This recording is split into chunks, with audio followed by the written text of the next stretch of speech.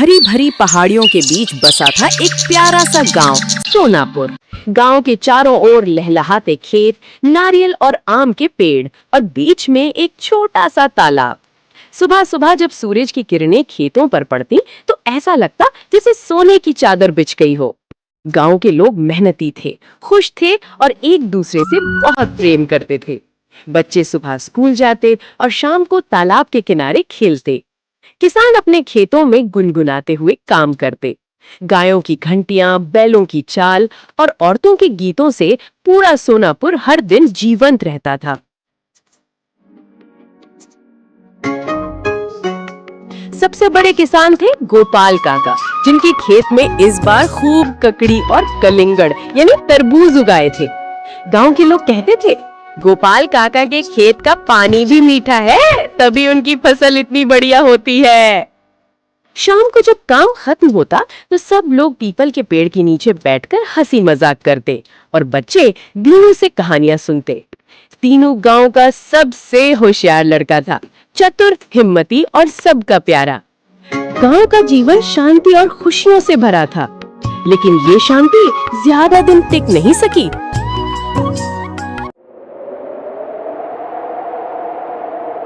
जब पूरा गांव नींद में था, आसमान पर बादल छाए हुए थे। कभी कभी बिजली चमकती और दूर से किसी जानवर की आवाज आती। चारों ओर सन्नाटा था। इसी अंधेरे में जंगल की तरफ से एक भारी आकृति धीरे धीरे गांव की ओर बढ़ रही थी। उसके कदमों से जमीन कांप रही थी। पेड़ों की टहनियां टूटती और कुत्ते भौंक उठे। वो था वही निर्दयी भालू, जिसके बारे में कई दिनों से जंगल के रखवाले चेतावनी दे रहे थे कि वो पास के इलाके में घूम रहा है। भालू की आंखों में भूख और गुस्सा था।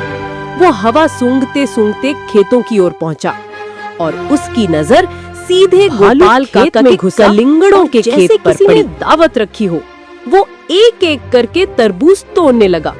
धड़ाम, चर्र, फटाक, तरबूजों के टूटने की आवाज गूंजने लगी। भालू ने 1-2 नहीं, पूरे 20 कलिंगड़ फाड़कर खा डाले। रस उसके मुंह से बह रहा था और वो गुर्राता हुआ बार बार खेत में घूम रहा था। फसलों की मेड़ों को रौंदता, पौधों को तोड़ता और मिट्टी में लोटता। जल्दी सोच, क्या करें? दिनू, रामू, हमें इसे रोकना होगा, पर सावधानी से। रामू और दिनू ने धीरे धीरे भालू की तरफ बढ़कर उसे हटाने की कोशिश की। अरे भालू, हट जा, ये हमारा खेत है, हमारी मेहनत का फल है। ये मेरा है, कोई रोक नहीं सकता मुझे। भालू ने अचानक अपने पंजे से जमीन खुरचते हुए दिनू और रामू को दौड़ाया।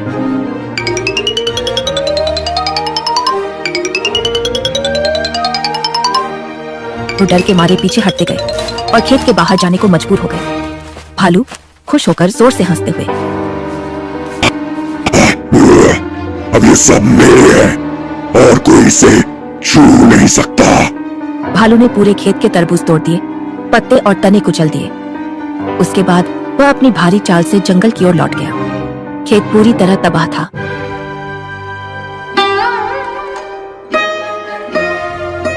ये क्या हुआ? हमारी मेहनत सब बर्बाद, और वो कितना क्रूर है। मैं क्या करूं? ये सारे तरबूज हमारे सपनों के जैसे थे, अब सब खत्म। मेरा दिल टूट गया। हाँ राम, पर हम हार नहीं मानेंगे। हमें इसका सामना करना होगा और अगली बार तैयार रहना होगा। कुछ दिनों से यही सिलसिला चलता रहा। भालू जंगल से निकलकर गांव के खेतों में आता और पूरे खेत तबाह कर देता।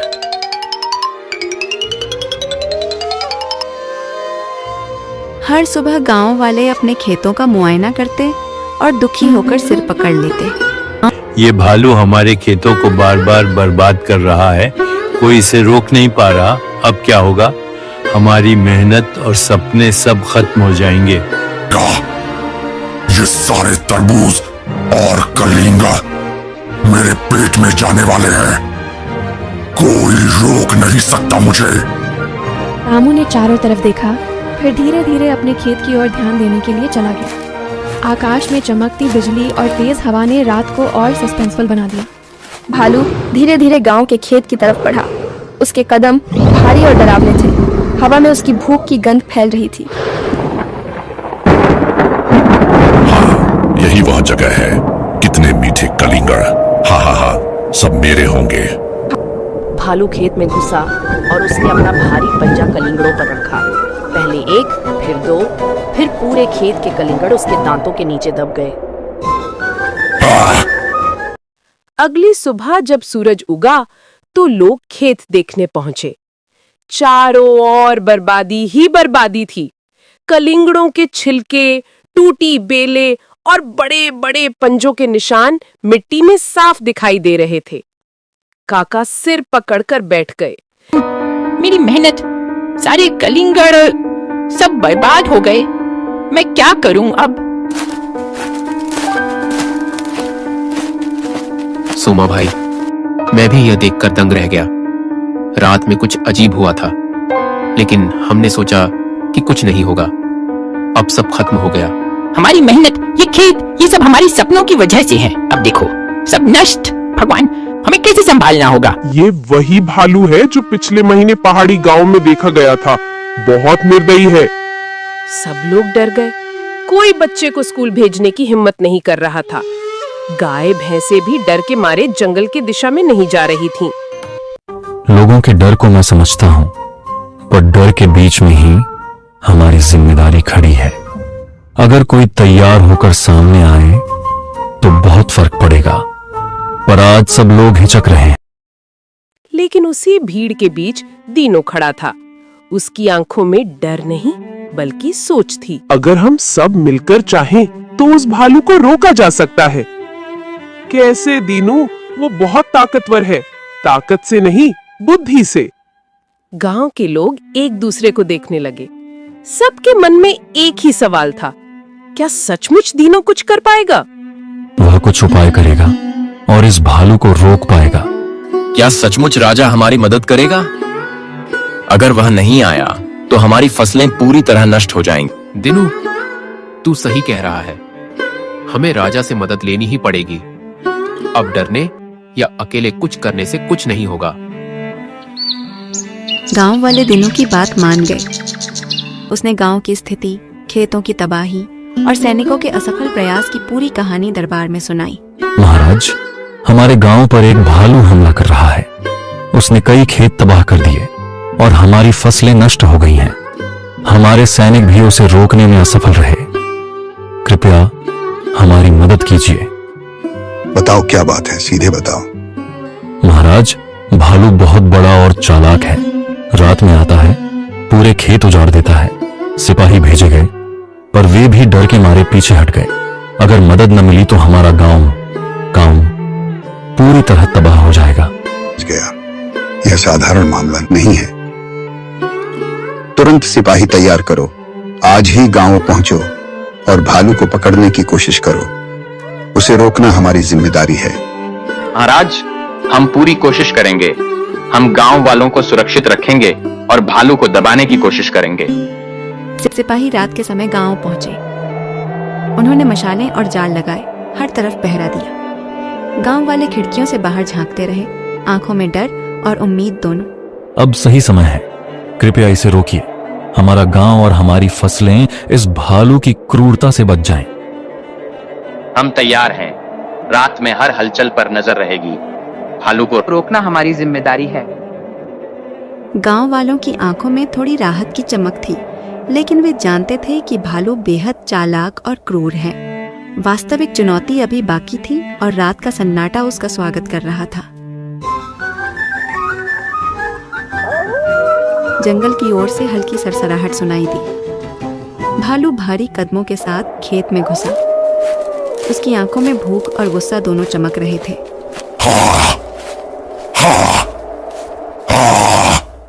ये लोग सोचते हैं कि मेरे रास्ते रोक सकते हैं। आइए दिखाते हैं कि कौन यहाँ राजा है। सिपाहियों ने झट से अपने जाल और भाले संभाले।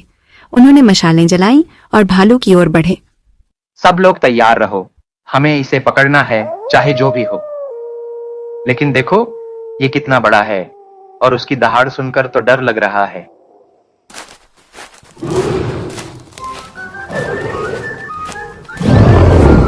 भालू ने अचानक दहाड़ लगाई और अपने भारी पंजों से जमीन खुरचते हुए सिपाहियों की ओर बढ़ा। पहले कदम से ही उसने कई जाल उलट दिए और कुछ मशालें बुझा दी। ये मेरा इलाका है, कोई नहीं रोक सकता मुझे। सिपाही डर के मारे पीछे हटने लगे। भालू ने एक झटके में 2 सैनिकों को दौड़ने पर मजबूर कर दिया। कुछ घायल हो गए और कुछ अपने हथियार गिराकर भाग खड़े हुए। सिपाहियों, रुकिए, यह आसान नहीं है, पर गांव छोड़ना भी नहीं चाहिए। दिनू। रामू, अब हमें खुद योजना बनानी होगी। सैनिक असफल हो चुके हैं। भालू बहुत चालाक और शक्तिशाली है। हमें और तैयारी करनी होगी।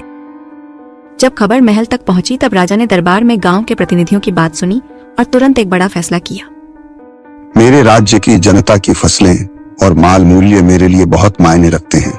जो भी इस भयानक भालू को जीवित पकड़कर मेरे पास लाएगा, उसे मैं राज्य का शिकार मंत्री घोषित करूंगा और उसके नाम भारी इनाम, जमीन और धन दूंगा। ये इनाम इतना होगा कि उसकी आने वाली पीढ़ियां भी चैन से रह सकेंगी। हुक्म हुआ, जो भी सफल होगा उसे राज्य का धन और सम्मान दिया जाएगा। ये तो बहुत बड़ा इनाम है, पर ये भालू कोई साधारण जानवर नहीं। सैनिक भी पीछे हट गए। कौन जाएगा इसे पकड़ने? कौन होते हैं राजा के बराबर? हम तो अपने घरों की चिंता भी नहीं कर पा रहे। इनाम कितना भी बड़ा हो, पर जान की क्या कीमत है। गांव में जब यह बात पहुंची कि राजा ने बड़ा इनाम रखा है, तो लोगों के चेहरों पर आशा की एक चमक आई, पर वह चमक जल्दी ही डर में बदल गई। सावरी, राजा ने तो इनाम रखा है, पर हम कौन हैं जो उसके लिए अपने जान की बाजी लगा दे? बच्चों के लिए कौन सोचेगा? रामू, इनाम सुनकर मन गदगद हो गया, पर हमें अपनी जान और परिवार की भी चिंता है। यह काम किसी और के लिए बढ़िया अवसर लग सकता है, पर हमारे लिए नहीं।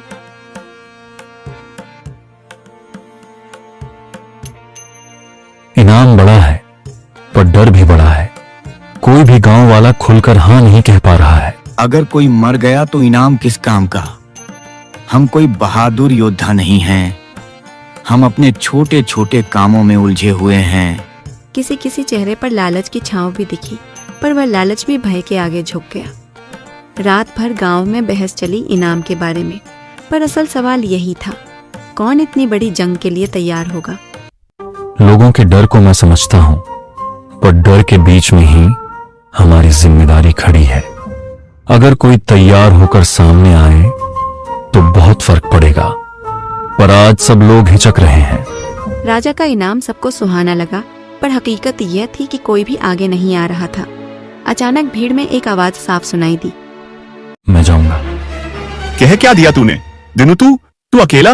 तू मस्ती कर रहा है क्या? मस्ती नहीं भाई, मैं अपना भाग्य बदलना चाहता हूं। राजा ने इनाम रखा है, पर मैं इनाम के लिए नहीं जा रहा। मैं उस भालू को खोजकर अपने गांव को राहत दिलाना चाहता हूं। मेरे लिए यह सम्मान से बड़ा है। दिनू, तू क्यों? तू गरीब है, तेरे पास क्या है लड़ने को? हमारी बात सुन, ये बड़ा खतरा है। तू अकेला कैसे चीजें संभालेगा? रामू, मैं जानता हूं मैं कांच की तरह नाजुक हूं, पर दिल से कच्चा नहीं। अगर मैं चुप रहकर देखूं कि हमारे खेत उजड़ रहे हैं, तो मेरी नींद हर रात मुझे पिटेगी। मैं तुम सबका उधारदार नहीं रहना चाहता। मैं खुद अपनी किस्मत खुद लिखना चाहता हूं। दिनू, क्या तुम समझते हो? हमारे बच्चे हैं, तुम्हारे पास कोई ठोस हथियार नहीं है। पर अगर यही तुम्हारा फैसला है तो मेरी दुआ तेरे साथ है, पर लौट कर आना, हमें तेरी जरूरत है। दिनू, क्या तुम समझते हो? हमारे बच्चे हैं, तुम्हारे पास कोई ठोस हथियार नहीं है। पर अगर यही तुम्हारा फैसला है तो मेरी दुआ तेरे साथ है, पर लौट कर आना, हमें तेरी जरूरत है। दिनू, अगर तू वापस नहीं आया तो, पर मैं तुझे रोक नहीं सकता। पर एक बात रखना, अकेला मत जाना। जंगल चालाक है। अकेला? मैं अकेला नहीं जाऊंगा। तुम सबकी उम्मीदें मेरे साथ हैं। दिनू ने गांव के किनारे तक कदम बढ़ाया। जंगल की ओर जाते हुए उसने पीछे मुड़कर एक बार देखा। गांव की झोपड़ियां, सावरी का छोटा सा कुम्हार जैसा मुंह और रामू की चिंतित पर दृढ़ नजर, सबका चेहरा उसका संग था। आऊंगा, मैं लौट कर आऊंगा तुम्हें अपना चेहरा गर्व से दिखाने के लिए। और फिर बिना ढोल नगाड़े के, बिना किसी बड़ी तैयारी के, वह अमुक दिशा की ओर बढ़ा जहां पेड़ घने थे और जहां की चहचहाहट अब खामोशी में बदल चुकी थी। गांव की उम्मीद उसकी पीठ पर थी। उसका कदम धीमा पर अटल था। रात उस पर छा रही थी और जंगल उसे अपनी स्याही में बुला रहा था। हाथ में जो कुछ भी है वही मेरा ढाल है, पर जो दिल में है वही असली हथियार होगा।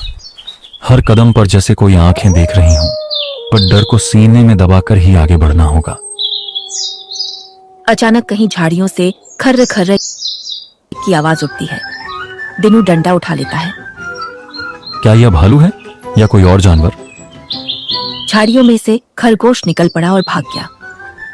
दिनू ने राहत की सांस ली, पर यह राहत ज्यादा देर तक न टिक सकी।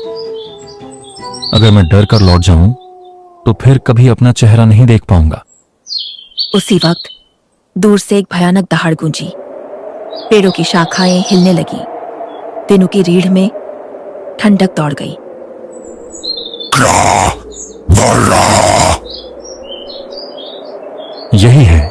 यही है वह राक्षसी भालू। यह सिर्फ ताकतवर नहीं, चालाक भी है। दीनू ने जोर जोर से फावड़ा चलाया। थोड़ी देर में एक गहरा गड्ढा तैयार हो गया। उसने ऊपर कुछ सूखी घास और टहनियां डाल दी ताकि वो दिखाई न दे। फिर उसने पास में केले रख दिए, क्योंकि उसे पता था कि भालू को केले बहुत पसंद है। दीनू पेड़ पर चढ़ गया और चुपचाप इंतजार करने लगा। थोड़ी देर के बाद झाड़ियों में सरसराहट हुई। वही था वो निर्दयी भालू। उसकी आंखों में लाल चमक थी और वो केले की खुशबू सूंघते हुए धीरे धीरे गड्ढे की तरफ बढ़ा। भालू ने चारों ओर देखा, कोई नहीं था। उसने जैसे ही केले की तरफ कदम बढ़ाया, धड़ाम, वो सीधा गड्ढे में जा गिरा। भालू गुस्से से दहाड़ने लगा, पर बाहर नहीं निकल पा रहा था। दीनू ने ऊपर से रस्सी फेंकी और गड्ढे का मुंह बंद कर दिया। गांव के लोग दौड़े आए। दीनू जीत गया, दीनू ने भालू को पकड़ लिया। दरबार में राजा बैठे थे। चारों ओर मंत्री, सिपाही और दरबारी खड़े थे। भालू के पिंजरे को दरबार के बीच लाया गया। राजा ने कहा, वाह, ये वही भालू है जिसने आसपास के गांव में आतंक मचाया था। फिर राजा ने दीनू की ओर देखा। तू कौन है? दीनू ने विनम्रता से झुककर कहा, महाराज, मैं गांव का साधारण आदमी हूँ। मेरे खेत भी इस भालू ने उजाड़ दिए थे। मैंने एक गड्ढा बनाकर इसे पकड़ा। राजा मुस्कुराए। तू न केवल बहादुर है बल्कि बुद्धिमान भी है। ऐसे ही लोग हमारे राज्य की शान है। राजा ने तुरंत हुक्म दिया। दीनू को राजा ने राज्य मंत्री बनाया और बहुत सारा धन दे दिया। सारे दरबार में तालियां गूंज उठी। दीनू के चेहरे पर गर्व और खुशी झलक रही थी। राजा ने आगे कहा, दीनू, तेरा नाम अब पूरे राज्य में वीर दीनू के रूप में जाना जाएगा। भालू को फिर वन विभाग के रक्षकों को सौंप दिया गया ताकि उसे दूर जंगल में छोड़ दिया जाए, जहां वो किसी को नुकसान न पहुंचा सके। आखिरकार दीनू ने अपनी साहस और सूझबूझ से उस क्रूर भालू को पकड़ लिया। जिस भालू से पूरा गांव कांपता था, वहीं आज दीनू की चाल में फंस चुका था। भालू को पकड़ने के बाद गांव वालों ने राहत की सांस ली। अब किसी को डर नहीं था कि रात को खेत उजड़ जाएंगे या बच्चे बाहर खेलने न जा पाएंगे। बेटा, तूने हमारे गांव को बचा लिया। हम सब तेरे ऋणी हैं। गांव के लोग ढोल नगाड़े बजाने लगे। बच्चे फूल लेकर दीनू पर बरसाने लगे। हर चेहरे पर खुशी थी। उस दिन से दीनू सबके दिलों में नायक बन गया, गांव का सच्चा हीरो। लोग उसे प्यार से वीर दीनू कहने लगे और सोनापुर गांव में फिर से वही शांति, हंसी और खुशहाली लौट आई जो भालू के आने से पहले थी।